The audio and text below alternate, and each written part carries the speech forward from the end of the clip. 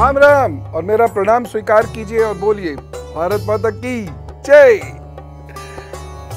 आपने देखा होगा इस तरीके से, भगवान बुद्ध को देखा होगा, गुरु नानक को देखा होगा, स्वामी विवेकानंद जी को देखा होगा, ऐसे बैठे हुए हैं। ये क्या है, ये क्या है, ये क्या है। आप जब ध्यान करते हैं तो इस तरीके से कर लेते हैं, ये क्या है। आज इन्हीं की बात करेंगे, इन्हें कहते हैं मुद्राएं। और प्राचीन भारत में विशिष्ट चिकित्सा पद्धति है ये।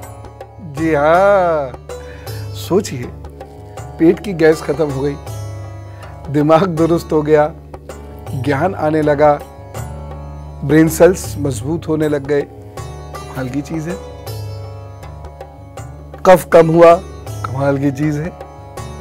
तो ये कैसे हासिल होता है और इन मुद्राओं से हमें शक्तियां कैसे प्राप्त होती हैं, साथ ही साथ इन मुद्राओं से हम स्वस्थ कैसे रह सकते हैं, ये जानिए। और बैठे बैठे, आप कुर्सी पर बैठे तो स्वस्थ हो रहे हैं, आप बिस्तर पर बैठे तो स्वस्थ हो रहे हैं। दरअसल हमारी उंगलियों में एक विद्युत धारा बहती है, ये बहुत हल्की होती है, इसलिए झटका नहीं लगता।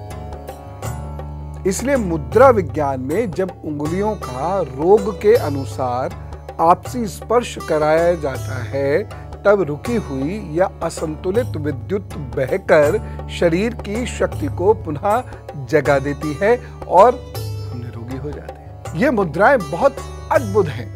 प्रारंभ करने के कुछ दिनों बाद ही अपना ये असर दिखाना शुरू कर देती है। मुद्रा और दूसरे योगासनों के बारे में बताने वाला सबसे पुराना ग्रंथ घेरण संहिता है।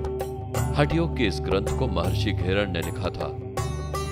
घेरण में 25 और हठ योग प्रदीपिका में 10 मुद्राओं का उल्लेख मिलता है, लेकिन सभी योग के ग्रंथों की मुद्राओं को मिलाकर कुल 50 से 60 हस्त मुद्राएं हैं। सृष्टि 5 तत्वों से बनी है। ये तत्व हैं अग्नि तत्व, वायु तत्व, पृथ्वी तत्व, जल तत्व और आकाश तत्व। ये मानव शरीर भी इन्हीं 5 तत्वों से बना है। हमारे शरीर का तापमान 97-98 अंश सेल्सियस है, अर्थात हम में अग्नि तत्व है। हम सांस लेते हैं, फेफड़ों में हवा रहती है, अर्थात वायु तत्व का हम उपयोग करते हैं। भोजन के द्वारा हम वनस्पति और अन्य खनिजों का उपयोग करते हैं, अर्थात हमारा शरीर पृथ्वी तत्वों से बना है। शरीर की नसों में खून प्रवाहित होता रहता है। पीने के लिए हम पानी प्रयोग में लाते हैं और हमारे शरीर में 75% पानी है, अतः हम में जल तत्व है। हमारे शरीर में खाली स्थान है, जैसे फेफड़ों में, पेट में, नाक में। ये सभी आकाश तत्व की उपस्थिति का संकेत हैं। हाथ का अंगूठा अग्नि तत्व, तर्जनी वायु, मध्यमा आकाश, अनामिका पृथ्वी और कनिष्ठा जल तत्व का प्रतिनिधित्व करती है। इन्हीं 10 उंगलियों से विंभी तत्वों को मिलाकर ध्यान की उच्चतम अवस्थाओं में पहुंचा जा सकता है और रोग ठीक किए जा सकते हैं।